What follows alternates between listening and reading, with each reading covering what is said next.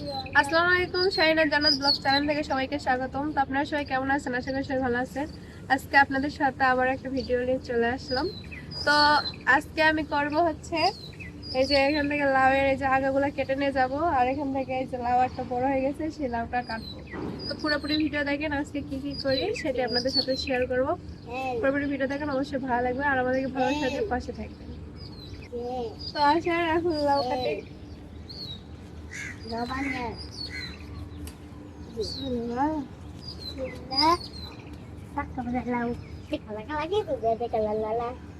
লাউয়ের কিছু মানে এই যে ডগাগুলো আছে, ডগাগুলো কেটে নিয়ে যায় ভাজি করব।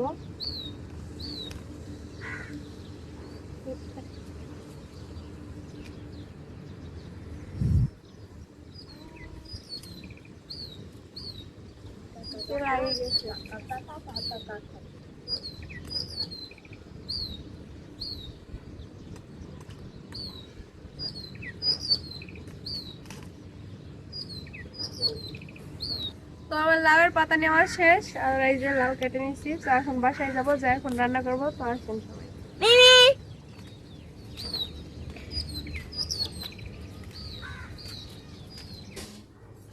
এখন আমি ইফতারির জন্য ছোলা রান্না করবো। তো ছোলাটা আগে আমি বসাই দিব, তারপরে লাউ পাতার তরকারি রান্না করবো। এনে দিয়ে দিচ্ছি আদা রসুন আর জিরা বাটা। ও আগে আমি ভুল করে দিচ্ছি। তারপরে এখানে দিয়ে দিচ্ছি গুঁড়া মরিচ, তারপরে দিয়ে দিচ্ছি হলুদ গুঁড়া, দিয়ে দিচ্ছি ধনিয়া গুঁড়া, তারপরে দিয়ে দিচ্ছি স্বাদ মতো লবণ। অল্প করে দেবো কারণ রোজা আছি সবাই। এখানে দিয়ে দিচ্ছি পেঁয়াজ কুচি, আজকে উল্টা পাল্টা ভাবে দিচ্ছি।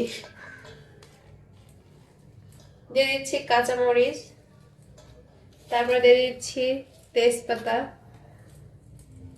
লং, দারচিনি, একটা কালো এলাচ, গোলমরিচ আর সাদা এলাচ।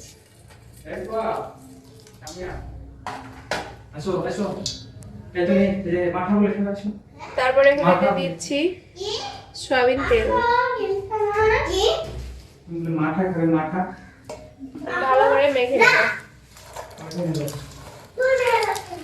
হ্যাঁ, ওই যে গাড়িতে দেখলা না, সেদিন যে গাড়িতে দেখলা না, সেটাই তো নিবে না।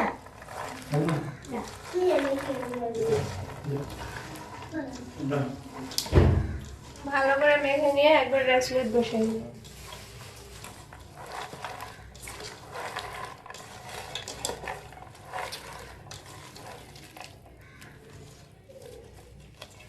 এখন এখানে দিয়ে দিচ্ছি পরিমাণ মতো পানি। একবারই পানি দেবো, আর বেশি পানি দেবো না।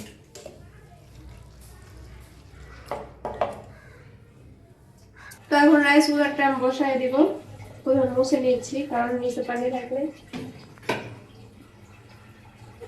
ভয় হয় যদি কারেন্ট শর্ট করে। তো এই যে বসে দিলাম। এখন এদিকে হচ্ছে ছোলা বুট রান্না হবে, আর এদিকে আমি তরকারির মানে কাটা কুটা করে নেব। তো এখন আমি এই যে লাউ পাতাগুলো ভালো করে ছেড়ে নেব। এই যে আঁশগুলো আছে আলুগুলো ছেড়ে নেব একবারে।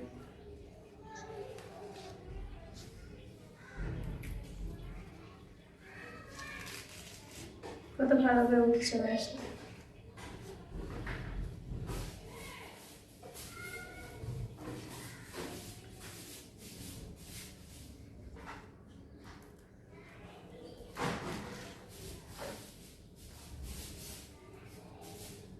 তারপরে বাসে নেওয়া শেষ। এখন আমি লাউ পাতাগুলো ঘুষে নিচ্ছি যাতে কাটতে সুবিধা হয়। এখানে রাখতেছি।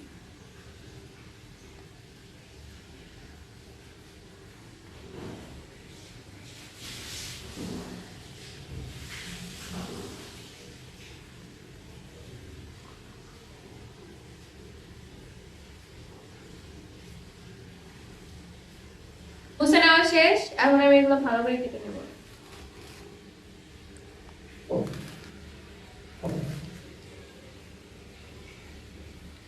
একটু ছোট ছোট করে নিচ্ছি।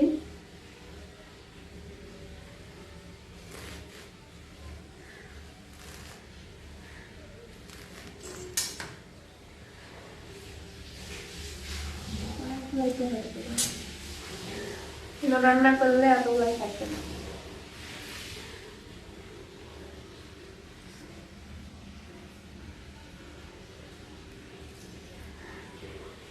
তো কাটে নেওয়া শেষ। এখানে আমি একটা আলু সাথে দিব।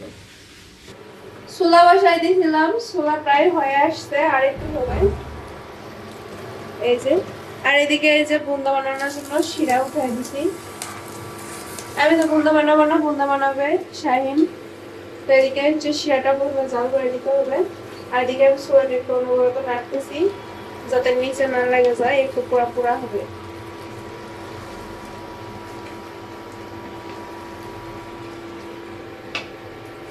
ছোলা রান্না শেষ। ছোলার একবার কালারটা দেখেন। তো ছোলা রান্না শেষ, এখন ছোলাটা আমি নামায় ফেলবো। হয়ে গেছে। এখন বুন্দা ভাজার পরে, বুন্দা বানানো শেষ করে আমি শাক ভেজে নিব। এই ছোলাটা তালানি ছাড়া একদম মাখে দিয়ে রান্না, অনেক মজা হয় এই খাবারটা। মানে এরকম ছোলা রান্না করলে অনেক মজা হয়, আপনারা ট্রাই করে দেখবেন। অনেক মানে তালানি একটা আছে হচ্ছে প্রথমে জাল দিয়ে নেওয়ার পরে বা তালানি দেয়, কিন্তু ওই রকমের চাইতে এই রকমের অনেক সহজ হয়, অনেক কম সময়ের মধ্যে হয়ে যায়, আবার অনেকটা স্বাদও হয়। ওটা চাইতে এটা একটু আলাদা, বেশি স্বাদ আমার কাছে মনে হয়। আমাদের বাসায় সবাই পছন্দ করে এরকম ছোলা রান্না। তো আপনারা বাসায় ট্রাই করবেন, অনেক ভালো লাগবে। এদিকে এই যে শাইনা একা একা ভাজতেছে। কিরে, 5:30 তো বাজে গেল, তাড়াতাড়ি নাও। তেল পড়ছে হাতে, বন্ধুরা মন খারাপ, হাতের তেল পড়েছে গরম। রসে দিব না। এটা হচ্ছে আমাদের বুন্দা বানানোর স্পেশাল। হ্যাঁ, স্পেশাল। সান্তাকিনের ভাগ্যে নাই, গরিব মানুষ। এসব কিছু হচ্ছে টাকা বাঁচানোর ধান্দা, বুঝলেন? খুব সহজে টাকার ভাই থাকে না। এই যে আমার বুরিন্দা বানানো শেষ, কেমন হয়েছে অবশ্যই কমেন্ট করে জানাবেন। আজকের বুরিন্দাটা আমার খুব ভালো লাগতেছে দেখতে, অনেক সুন্দর কালার এসেছে। কেমন হয়েছে অবশ্যই কমেন্ট করে জানাবেন। চললাম ইফতারি করে আবার রান্নাঘরে চলে আসলাম। তো এই যে লাউ পাতা ভালো করে ধুয়ে নিচ্ছি, আর এখানে এই যে পেঁয়াজ কেটে দিছি, তারপরে হচ্ছে আদা কুচি আর রসুন দিছি 2টা। এখন এগুলো ভালো করে ভেজে নিয়ে ভর্তা বানাবো। তো ফার্স্টে আমি এগুলো এখানে দিব।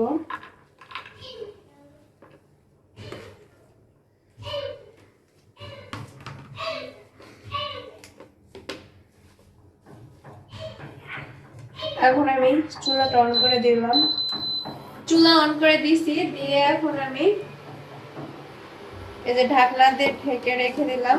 এখন এখান থেকে পানি ঝরবে, একটু পরে এখানে কিছুটা লবণ দিয়ে দিব, তাহলে পাতা থেকে আর ভালোভাবে পানি ঝরবে। তারপরে ভালো করে তেল দিয়ে ভেজে নিব। পুরোপুরি ভিডিও দেখেন তাহলে অবশ্যই দেখতে পাবেন। আর মোটা চারিদিকে ঘুরতেছে, আর মশা বাড়ে গেছে, মোটা উৎপাত। পানি অনেকটা ঝরে গেছে, তো লবণ দিলে আর একটু ঝরবে। তো লবণ দিয়ে দিচ্ছি পরিমাণ মতো, অল্প অল্প করে দিব, পরে যদি আবার লাগে তো আবার দিব।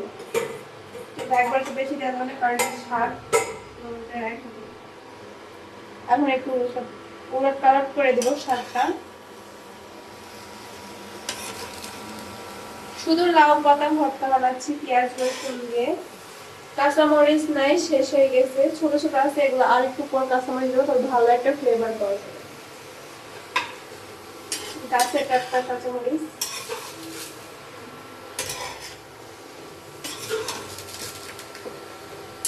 দেখেন এখন লবণ দেওয়ার সাথে সাথে কেমন একবারে ঝোল, আর একটু একবারে নরম হয়ে গেল, কমে আসলো। দিব তেল,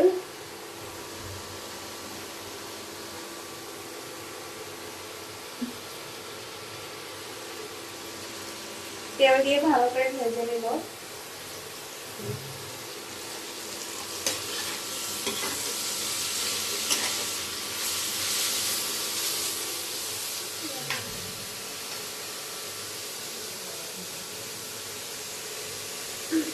এখন দিচ্ছি কাঁচামরিচ, এই যে গাছ থেকে টাটকা তুলে আমার কাঁচামরিচ। আর এটার সাথে আমি ভালো করে ভেজে নিব। একটু পরিমাণের হলুদ দিয়ে দিব। হলুদ বেশি দিব না, কারণ এটা ভর্তা হবে, আর বেশি হলুদ দিলেও বেশি গন্ধ লাগবে।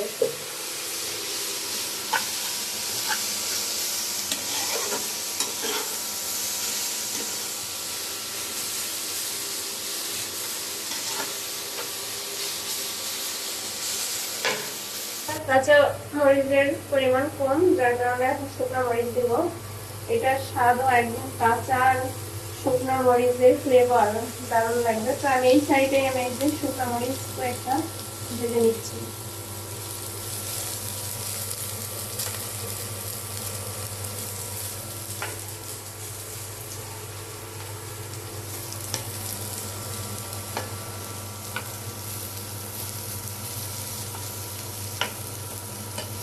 তো আমার এই যে শাক ভাজা শেষ।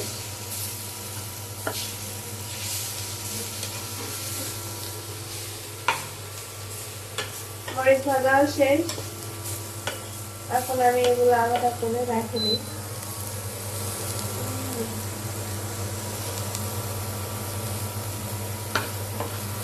এই যে শাক ভাজা নেওয়া শেষ, আমি কটা দেখে নিব। বন্ধুরা, ভর্তা পিষতে চলে আসলাম। তো প্রথমে আমি মরিচগুলো সুন্দর করে পিষে নেব আগে।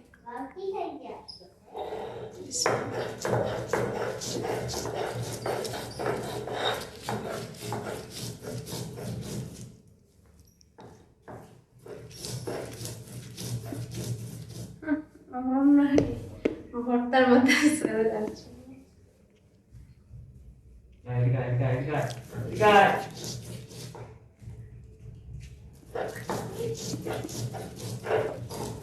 মরিচ ভালো করে বেটে নেওয়া শেষ। এখন আমি এখানে শাকগুলো বেটে নেব।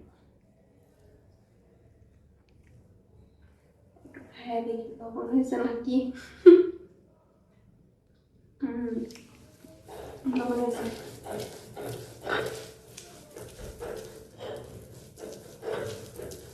যে যেরকম ঝাল খাবেন সেরকম ঝাল দিবেন।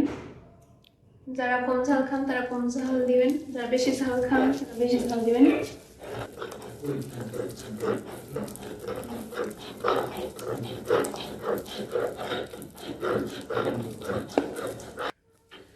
তো ভর্তা পিষা শেষ। সবগুলো ভর্তা পিষে নিয়ে এখন যেটা করবো সেটা হচ্ছে সরিষার তেল দিয়ে মাখবো ভালো করে। এখন এখানে সরিষার তেল দিয়ে ভালো করে মেখে নেব।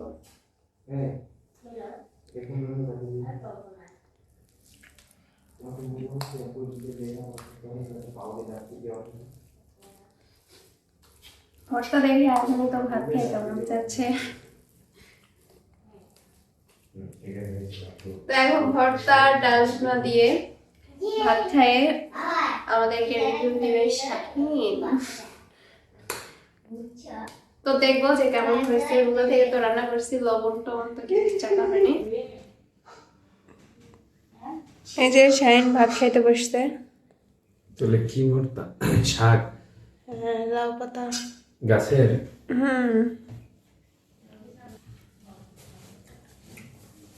দারুণ ঝাল ঠিক আছে। ডাল ভুনা না? নেই আগে ভর্তা দেখে।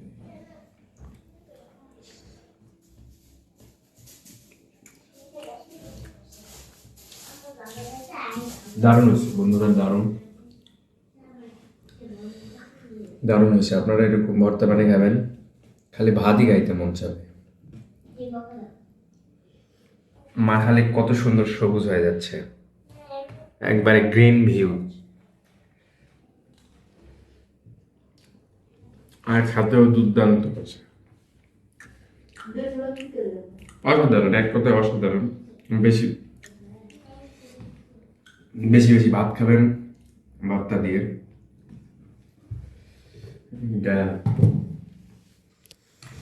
ডাল ভুনা বেশি আমার মন চায় না।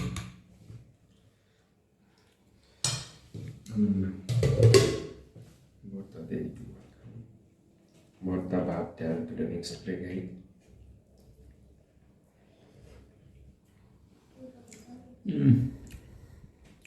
দারুণ দারুণ বন্ধুরা, এরকম গোটা গোটা রসুন দিছে, একটা রসুনের যে ফ্লেভার লাগতেছে। গোটা রসুন না, ওটা রসুন কুচি করে ওই নিয়েছি। তো হচ্ছে কুয়া কুয়া রসুন, গোটা রসুনের তো গোটার মতোই তো লাগতেছে, ওই একটা ফ্লেভার যা লাগতেছে। খাওয়া শেষের দিকে সবাই ভালো থাকবেন, সুস্থ থাকবেন, আর আমাদেরকে একটু ভালোবাসা দিয়ে মানে একটু বড় করবেন। আপনারা যদি ভালোবাসা না দেন তাহলে কে দিবে? অবশ্যই আপনারা দিবেন। তো সবাই ভালো থাকবেন, সুস্থ থাকবেন। আল্লাহ হাফেজ।